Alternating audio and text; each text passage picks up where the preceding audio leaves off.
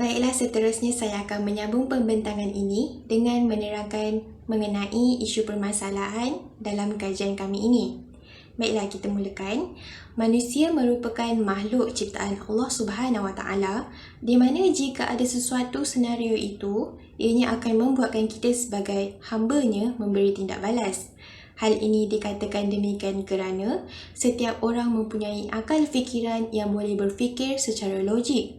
Tetapi, ada kalanya pemikiran logik juga akan dipengaruhi oleh emosi dan mentaliti sendiri. Seterusnya ialah isu kesihatan mental. Masalah mental bukan sahaja memberi impak kepada individu, malah boleh mempengaruhi orang lain juga. Ada juga yang boleh membahayakan nyawa sendiri dan nyawa orang lain. Seterusnya ialah perasaan tidak mempercayai antara satu sama lain. Menurut drama Squid Game ini, kawan yang sentiasa berada di sisi juga akan mengkhianati rakannya lain. Oleh itu, setiap perbuatan yang ingin dilakukan perlulah berpada-pada dan tidak melebih-lebih.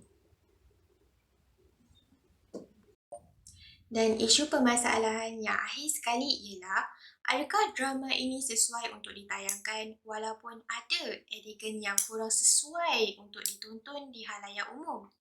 Namun begitu, pengajaran yang diselitkan juga perlu dipraktikkan. Baiklah, terdapat 4 objektif. Yang pertama, untuk menilai kepentingan dalam menormalisasikan scene yang tidak beretika dalam drama Squid Game.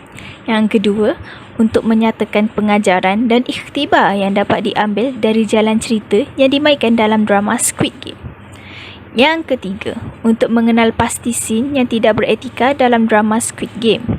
Yang keempat, untuk memberi kesedaran kepada masyarakat tentang pengaruh scene yang tidak beretika dari drama Squid Game.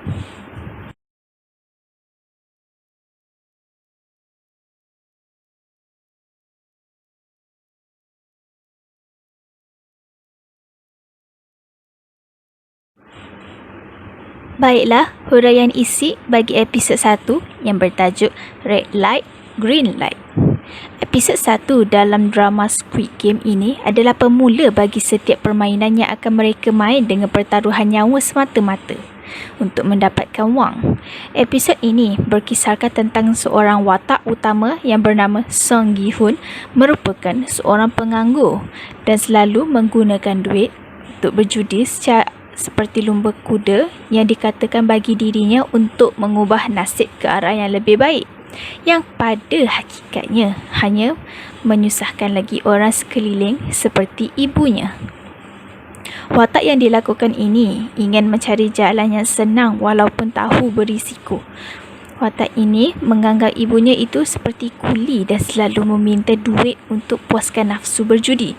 Suatu hari, duit yang dapat hasil daripada judi berjaya dia menangi dan merancang untuk membeli hadiah untuk anaknya yang kini sudah juga menjadi anak angkat kepada ayah tirinya kerana ibu anak tersebut berkahwin baru. Namun, duit tersebut dirompak. Dalam kesedihan, Song Gi-hun terserempak dengan seorang lelaki yang boleh dikatakan kaya dan misteri. Lelaki itu menawarkan duit dengan syarat menang apabila bermain game dengannya. Akan tetapi, lelaki itu akan menampas Song Gi-hun jikalau Song Gi-hun kalah. Akhirnya, setelah beberapa kali main, Song Gi-hun berjaya menang dan seperti yang dijanjikan, duit diberi kepadanya. Song Gi-hun mula terfikir akan tawaran yang diberikan oleh lelaki tersebut sebelum meninggalkan tempat itu. Tawaran yang lelaki tersebut beri adalah, adakah Song Gi-hun sanggup untuk sertai permainan yang akan dianjurkan dan menangis sejumlah wang. Walaupun tidak boleh dipercayai, Song Gi-hun tetap pergi ke tempat yang sudah ditetapkan untuk sertai permainan tersebut kerana tergoda dengan wang yang dijanjikan akan diberi jika memenangi permainan tersebut. Namun, permainan pertama ialah lampu merah, lampu hijau. Tidak disangka jikalau tertangkap akan ditembak dan dimatikan di tempat itu juga. Apa yang dapat disimpulkan sebagai penonton adalah nyawa bukanlah suatu benda yang boleh dibeli. Tidak sepatutnya permainan tersebut wujud dan dilakukan kerana permainan ini seperti menjerit bahawa nyawa boleh dibeli dengan duit. Hal ini disebabkan oleh kekuatan dan mentaliti seseorang tidak kuat untuk menghadapi cabaran hidup dan ingin jalan yang senang menyebabkan mereka terjerumus ke jalan yang menyeksakan dan menyakitkan.